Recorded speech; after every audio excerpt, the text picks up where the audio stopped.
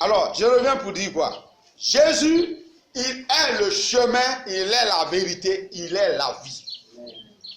C'est lui tout le projet de Dieu, tout le bonheur, toute la grâce de Dieu, toute la prédestination. Citez les mots que vous voulez. En tout cas, l'apôtre, lui, il était là en train de citer les choses, mais en réalité, il parle de la même chose.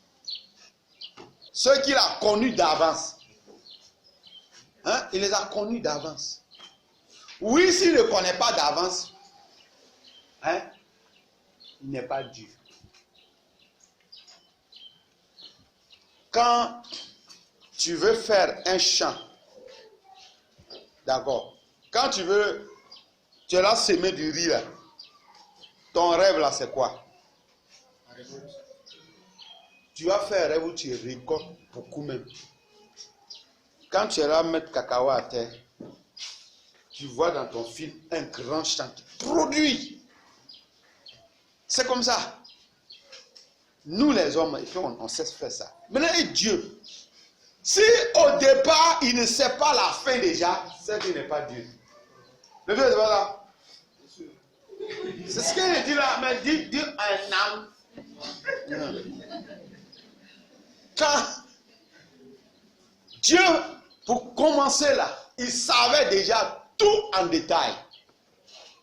Mais c'est pourquoi il est Dieu. Vous pouvez regarder sa puissance. Il commence la création, il sait tout d'avance.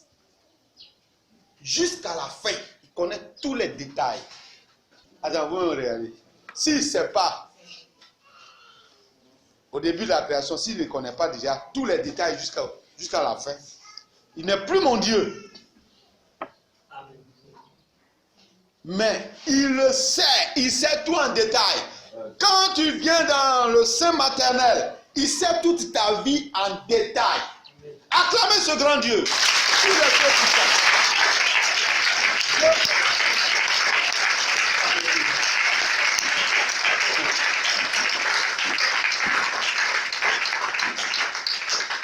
Et le Testament nous dit que notre Dieu, il est insondable. Il est trop grand, il est trop profond, il est trop vaste. On ne peut pas comprendre. Hein? Si tu te mets à penser des choses comme ça, là, tu vas piquer une crise et puis on va t'envoyer à Boubou Baolé. Il y a un deuxième village à côté d'Aboubou Baolé. On va t'emmener là-bas. Il ne faut pas réfléchir, te fatiguer pour rien. Tu risques de devenir fou. Qui est Dieu? Comment Dieu est? Comment? Et puis qui est son papa? Comment? Bon, tu ne peux pas arriver. Tu vas mourir en route. On ne joue pas avec courant.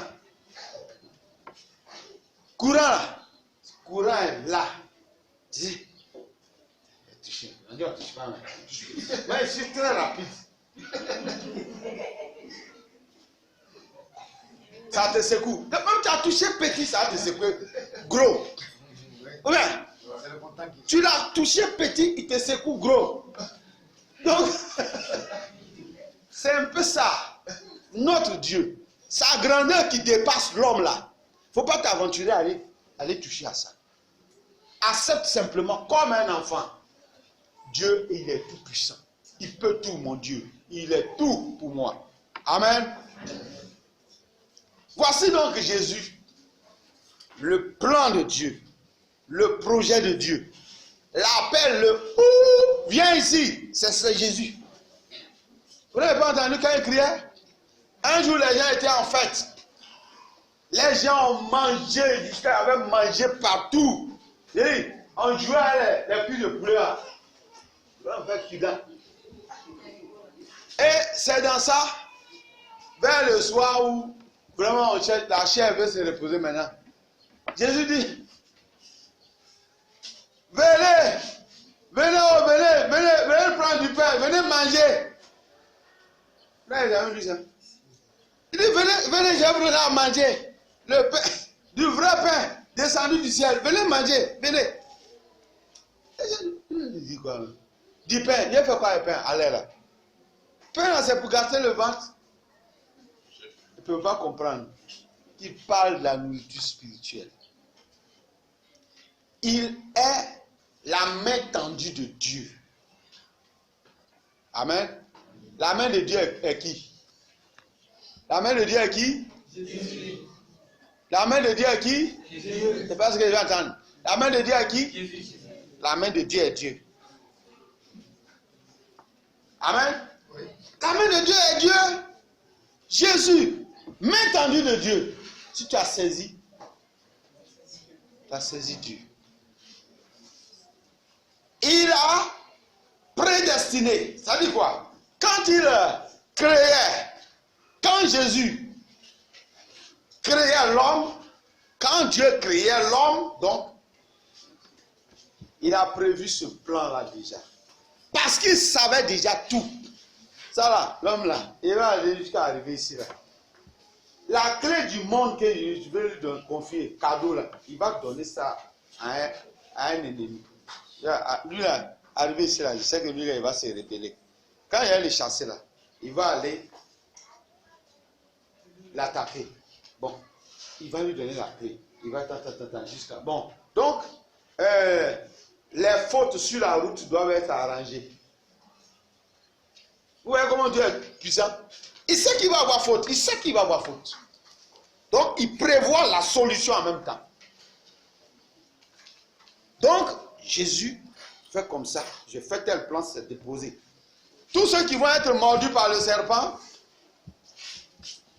et qui vont accepter de regarder. Parce que là où le serpent va être placé là, on ne peut pas ne pas le voir. C'est ça le plan de Dieu. On ne peut pas ne pas entendre là, Jésus, ce nom-là, sur toute la terre. On ne peut pas ne pas entendre ça. Même ceux qui ne l'aiment pas, ceux qui combattent ce nom. Tu dors, tu entends Jésus. Tu passes sur radio, dit Jésus. Tu dis, oh, dans notre pays là, on ne parle pas de ça. Jésus, on ne dit pas son nom. Mais tu vas dire quoi? Vous là, nous on adore tel Dieu, tel faux Dieu. Mais donc faites attention, il y a un Dieu là qui s'appelle Jésus. Tu as dit son nom. Le nom que tu t'as dit là, c'est parti comme ça. Vous comprenez? Ce nom est puissant. Prenez ce nom là même. C'est un nom tout puissant. Pourquoi on ne fait pas confiance à ce nom là? Le nom tout puissant. Souvent on est là, on a des problèmes, mais on ne peut pas crier Jésus. On ne peut pas dire Jésus. Alors que dans le Testament, il a laissé ça déjà. Il dit celui qui invoquera le nom du Seigneur Jésus sera puni. C'est pas puni. Sera sauvé. On a problème, puis on est là. Parce que souvent on l'appelle dans notre péché. Donc quand c'est comme ça, dans sa jalousie, il ne répond pas. Alors, on s'appuie sur ça. Dieu, moi, quand je pleure, je ne comprends rien dans ma vie. Quand je pleure, je ne m'écoute pas. Sanctifie-toi, invoque son nom, avec confiance. Il répondra. Amen. C'est le nom tout-puissant. Bon, nous, on a quoi encore? On a quoi encore? C'est toute notre richesse qui est là. Une richesse spirituelle qui agit même dans le physique ici. Et qui transforme notre vie, qui nous donne des victoires. Ce seul nom que tu prononces, tu n'as pas besoin de connaître beaucoup de choses dans Jésus. Mais sache qu'il est le pain de Dieu. Mange-le. Alléluia. Accroche-toi à lui si tu as trouvé que c'est lui le sauveur. Attache-toi à lui. Je ne te laisse pas, mon Seigneur. On va partout. D'accord, mets-moi dans ta poche. Si tu es sûr, on va ensemble. Tu es serré. Satan veut te tuer. Même si tu es tombé dans le péché, tu n'as plus de force. Satan vient et dit, voilà, toi tu es vaincu maintenant. Il ne faut plus dire Jésus. Tu es déjà vaincu. Il ne faut plus dire ce nom-là. Mais si tu te dis de ne plus dire ce nom, ça veut dire quoi? Il a peur que tu dises ce nom. Malgré qu'il t'a vaincu dans le péché. Mais il a peur que tu dises ce nom. Donc, il ne faut pas dire ce nom-là. Tu as compris? Tu es déjà vaincu. Il faut accepter la défaite. Je n'accepte pas. S'il envoie sa main pour te dévorer, il faut crier Jésus, sauve-moi. Tu vas voir ce qui va se passer. Hier, on a vu quoi? David était quoi? Il était dans punition de Dieu. Dieu était en train de frapper David. Mais Dieu ne voulait pas que David meure. Dieu a protégé David encore. Les gens ont fait plan pour aller le tuer. Dieu a démoli leur plan pour sauver David. Pourtant, il était dans punition. Mais nous, quand on est dans le problème, c'est Dieu qui me punit. Moi, je ne peux plus crier Dieu. Il faut crier ce nom puissant pour être sauvé. Amen. Il n'y a rien d'autre. Il est incontournable. Même ses ennemis n'arrivent pas à contourner ce nom-là. Vous voyez, non? Il y a les scientifiques là, ils sont champions dans ça. Ce poisson-là, c'est dans l'ère. Quelle ère avant Jésus-Christ? 3 millions d'années avant Jésus-Christ. Tant qu'il n'a pas ajouté avant Jésus-Christ, mais après Jésus-Christ, son truc là, ça ne sera pas accepté. Quand même, ça ne va pas accepter ces choses-là. C'est pas ça. Il faut qu'on voit avant Jésus-Christ ou bien après Jésus-Christ. C'est pas ça. Sinon, ça ne passe pas. Comment ça? Pourtant, ils sont ennemis de Dieu. Mais Jésus va sortir. Et nous qui avons Jésus, on joue avec. Donc voici le plan de Dieu. Son plan est que tous les humains, quand Satan va venir leur arracher l'autorité, tous, où qu'ils soient, puissent le voir sur la croix. Israël dans le désert représentait le monde entier. La montagne sur laquelle Dieu a dit à Moïse d'aller mettre le serpent d'airain, c'est comment? Vous voyez partout le soleil se trouve là. Où partout on se trouve, on voit le soleil. Vous voyez non? Quand on dit les jours là, partout où tu es, je ne parle pas de toute la terre. Regardez à toute l'Afrique. Où que tu sois, tu vois le soleil. Quand tu es dans ton village, tu dis le soleil se trouve dans ton village. C'est faux. Le soleil n'est pas dans ton village. Le soleil est dans mon village, moi. Bon, un autre va dire c'est faux. C'est dans notre campement là. C'est là même que c'est planté. On va faire un autre parable de Babel. C'est ça non? Partout où tu te trouves, tu vois le sommet de la montagne. C'est une haute montagne. Ceux qui sont dans la région de montagne comprennent ce que je dis. Mieux encore. Vous voyez non? Donc Jésus crucifié comme le serpent d'airain. Donc toute la terre voit ça spirituellement. On ne peut pas contourner Jésus. On ne peut pas contourner Jésus. Partout où tu te trouves, tu vois Golgotha spirituel. Jésus. Alors, tu vois quelqu'un qui est à la croix et qui dit, tu vois sur lui, tous les péchés ont été jetés sur lui. Déjà. Hein? Malédiction. Tout ce qui est malédiction est déjà versé sur lui à la croix. Parce que là, le Testament dit, il s'est chargé de tous nos maux. Donc tout ce qui est problème de l'homme là, Jésus a déjà pris ça. Donc il a déjà prédestiné l'homme à être sauvé. Hein? C'est une affaire de j'accepte ou que je n'accepte pas. Parce que Dieu, il ne force jamais, il n'aime pas forcer la volonté de l'homme. Amen. Dieu ne force pas la volonté de l'homme. C'est pourquoi Jésus dit, je me tiens à la porte de ton cœur et je frappe. Si tu entends, ou bien si tu vois, et que tu m'ouvres la porte, je rentre, je reste chez toi, on mange ensemble, on vit ensemble. Voilà le coq. Et voilà Jésus qui est là.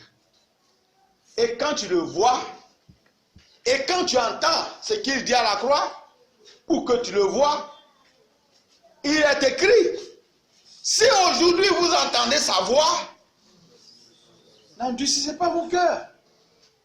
Hein? On peut être contre Jésus, mais tu ne peux pas voir Jésus à la croix,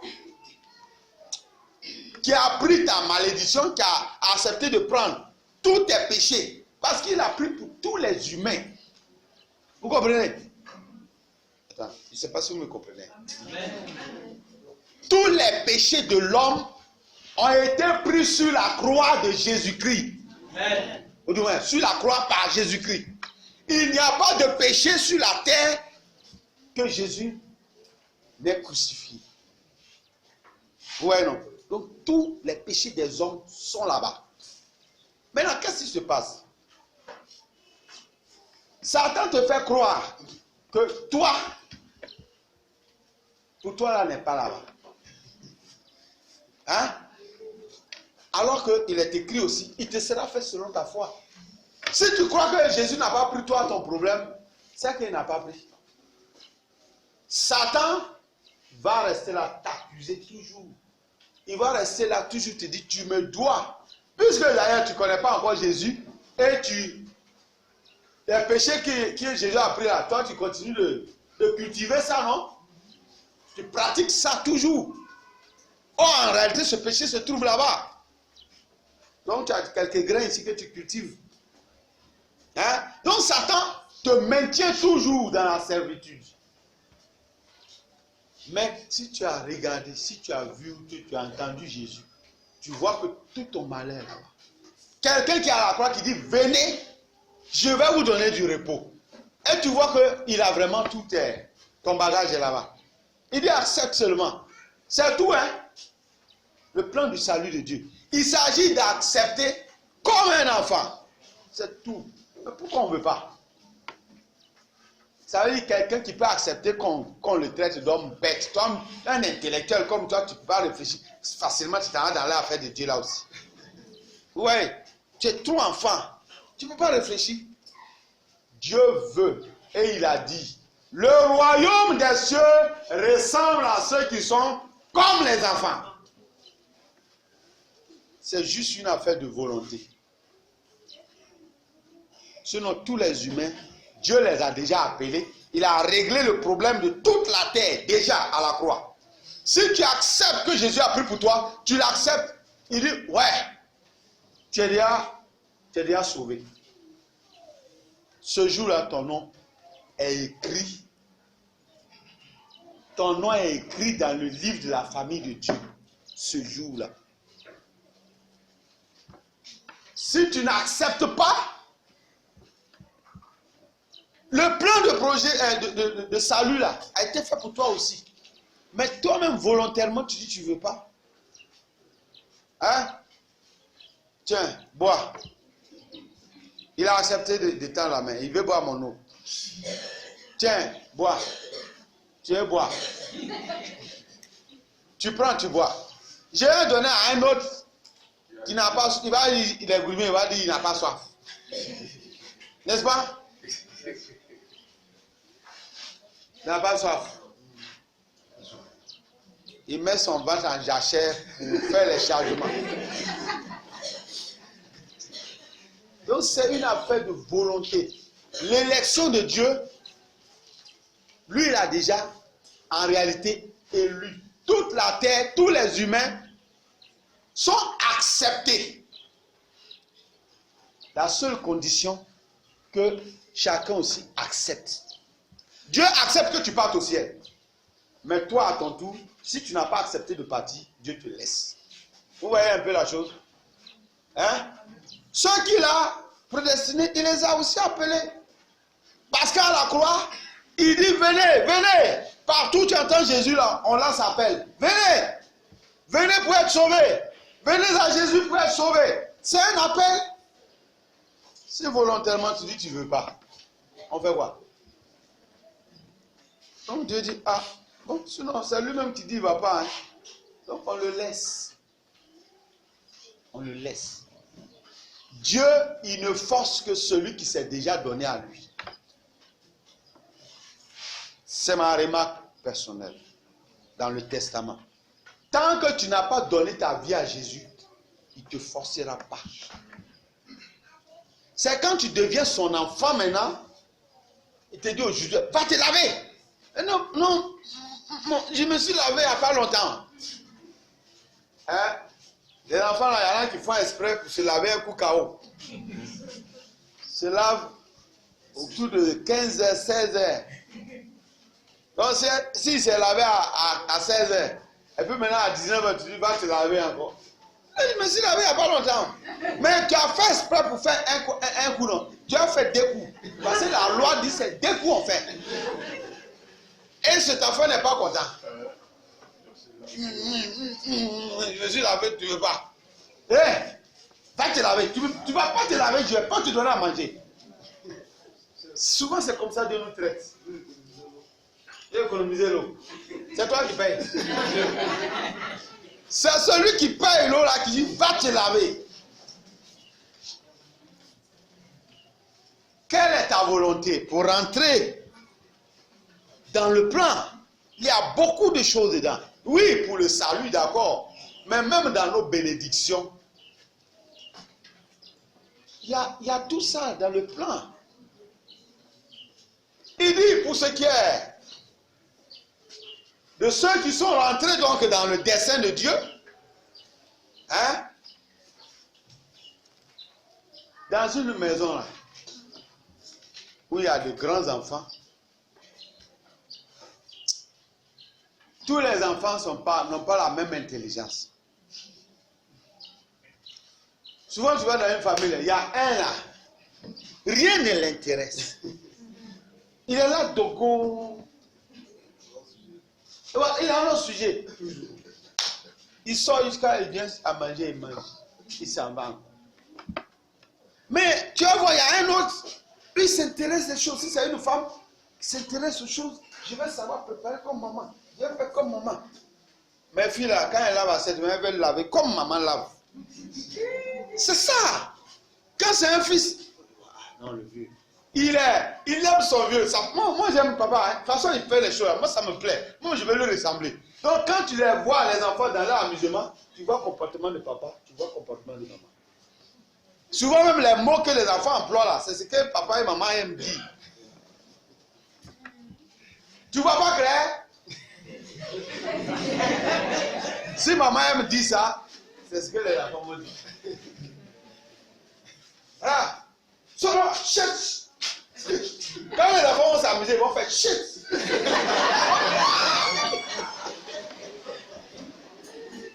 C'est comme ça.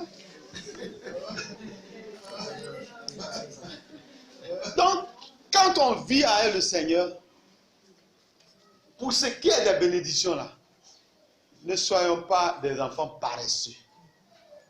Intéressons-nous aux richesses, ou bien à la grande richesse de notre papa. Intéressons-nous à ça. Je ne suis pas en train de parler de l'argent, hein, mais il y a l'argent dedans. Il ne faut pas prendre à côté l'argent là seul, quoi. C'est une exhortation. Alors, le vieux est riche. Hein? Très riche. Qui est cousin d'un boss dans le pays ici.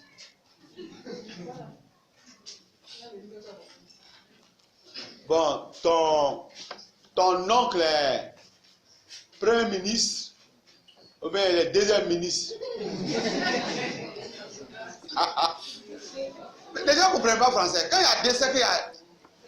S'il y a premier, c'est qu'il y a deux. Ton papa est deuxième ministre. Ta grande sœur est ministre d'État. On en est fiers. C'est ce que les hommes font. Dans notre famille, là, non. C'est des boss seulement. Hein. Donc, des gens comme ça, ils ne peuvent pas rester à côté de lui. Parce que ça a chauffé mon rognon. C'est pas là. Ils sont enfants de pauvres. Ils sont fiers quand ils ont un parent riche. Nous, on a quelqu'un.